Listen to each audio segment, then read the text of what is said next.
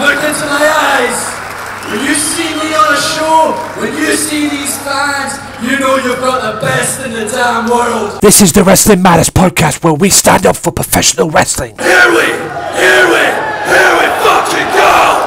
Well, enough is enough, and it's time for a change! Professional wrestling! This is it! This is us standing up! Yes! Yes! Yes! Yes! Yes! Yes!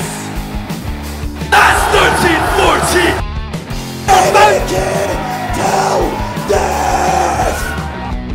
Dina, I am the best in the world. 'Cause that's the bottom line. 'Cause Stone Cold said so.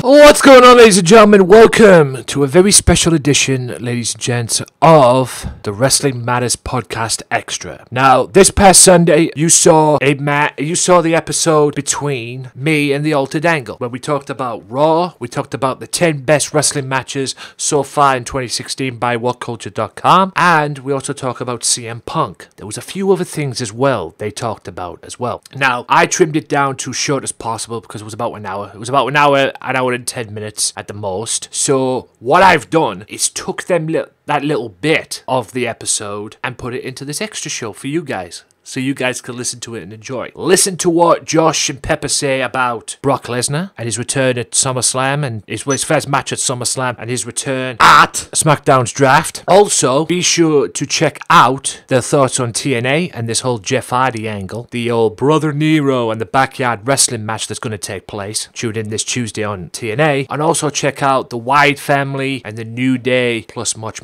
more. So be sure, guys, to check it all out right now. This is a little extra of the episode from this past Monday's Wrestling Matters podcast involving me, Anthony Walker, and the Altered Angle crew, Josh Dillon and Pepper Brooks. The Altered Way. Enjoy, and I'll see you next time. Yeah. I think that would be an awesome moment. Speaking of Brock Lesnar, we might as well bring this up as well for you guys to talk about. It has been confirmed from what I've read on the dirt sheets that he's scheduled to return on the draft night, which is July 19th. And his first match back will be at SummerSlam. Who do you guys see him wrestling at SummerSlam? I mean, I think it's going to depend on how he does in his UFC match. If he wins his UFC match, how can he not be in the title picture? Because if you're going into the UFC and you're beating a heavyweight, a legitimate heavyweight, and you beat him in Ultimate Fighting, in mixed martial arts, how can you not then be either the WWE champion or fighting for the WWE championship? Yeah. You know, I think it all depends on, they're going to have to let this one play out. I mean, Dean Ambrose is your champion. He could handle Dean Ambrose in a matter of a few minutes. So I think they could take the title off of Dean, put it on Brock if he wins this, and be no problem, and you would have no argument with me, because if dude goes in and whips this guy's butt in UFC, then it needs to translate to WWE as well.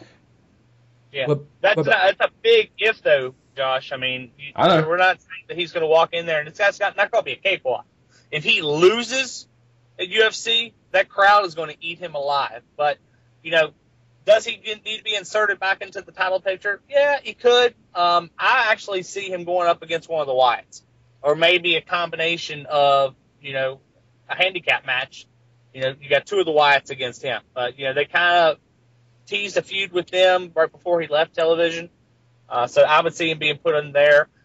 Is he going to be in the title picture before the end of the year? Absolutely, especially with the brand split. If you have two world champions, he's got to be, you know, in a contention for one of them. But I think at SummerSlam, you bring him back, put him up against the Wyatts, and see what happens. Well, this brings up the question then. Because at WrestleMania, it was meant to be Bray Wyatt and Brock Lesnar. But the reason why the match didn't take place because Bray was carrying a back injury, which got worse. Mm-hmm. So that's why they went with Dean Ambrose and Brock Lesnar eventually. What do you see it happening what do you see happening? Do you see this match or could you see this match with Bray Wyatt taking place at SummerSlam this year then?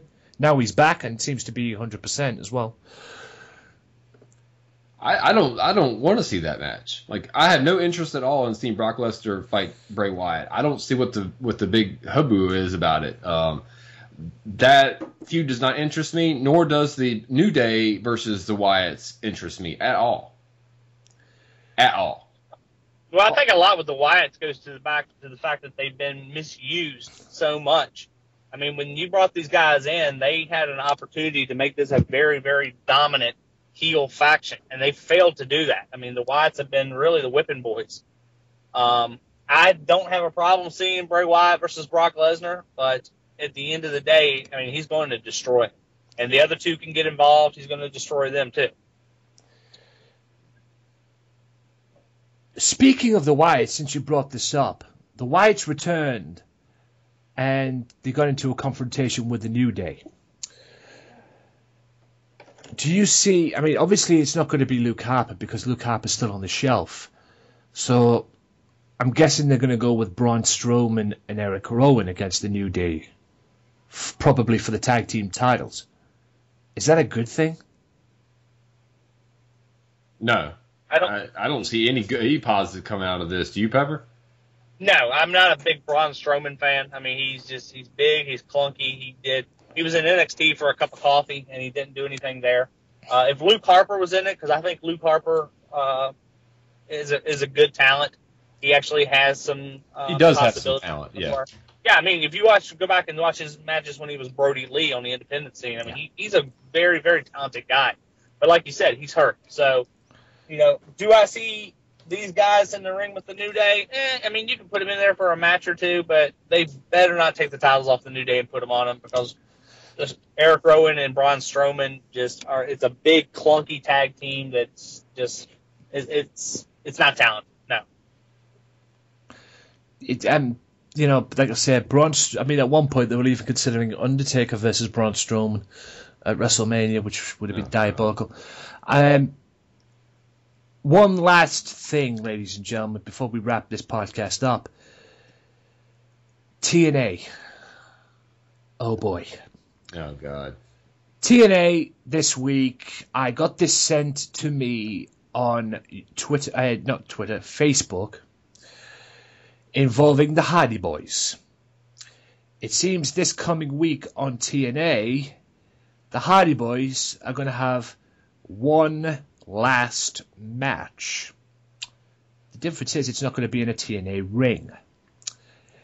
From what I got, it seems that this match between the Hardy Boys, it's been dubbed Hardy versus Hardy, the final deletion.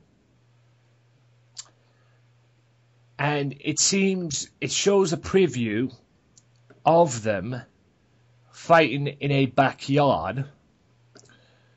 There's even a preview of it, according from what I'm seeing in the preview. There's weapons underneath the ring. They've set it up like it's a match. There's even a referee in there, for Pete's sake. Yes, you heard me. And it's in a backyard, probably Hardy's backyard, Matt's backyard. Matt shooting fireworks at Hardy. Oh, joy. That's all I've got to say. And what are they doing? I mean, really, I don't keep up with TNA. I saw the match with Matt versus Jeff in the empty arena or empty warehouse in the ring, and then Matt puts Jeff kind of through a table where the thing breaks, and like, what are they doing with these guys? Like, these guys, well, not so much Matt, but Jeff has a lot of talent. What the hell are they doing? Sitting around smoking a bong and coming up with this dumb shit? Seriously, what are they doing? Like, that's exactly what I'm thinking. Go on, Pepper. Well, the reason that they had the last match in an empty warehouse is because no one wanted to buy a ticket to go see TNA to begin with. Well, don't they give them away for free down there at the Impact Zone? They do, and the problem is people aren't even wanting them for free. It's kind of like walking through the airport and getting the Jehovah's Witness pamphlets. Yeah. You get the ticket and you throw it in the trash can. But anyway, the whole backyard thing, I'm sure they're alluding to the backyard wrestling that Matt and Jeff did before they really got their big break with, what was it, Omega, whatever they called it. I can honestly sit here and say that I do not give a fifth of a third of a flying fuck about this match. I could care less. TNA, I'm sorry, they're on the last leg. They're bouncing paychecks. They got kicked out of their office because they couldn't pay their bills. I mean, ultimately, Vince McMahon's going to end up buying the TNA video library collection for about $35. And then he could put the best of AJ Styles DVD out, another Sting DVD out. But no, the place is a complete joke. I could care less about this match. You know what TNA is? TNA is ran like the government. TNA is like, they are just blowing through all this money.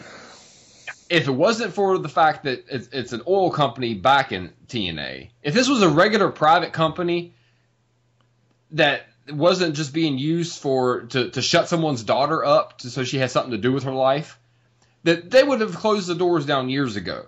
Because it's not making money, it's only losing money. Like, the only people that do shit like this is TNA and Panda and the U.S. federal government.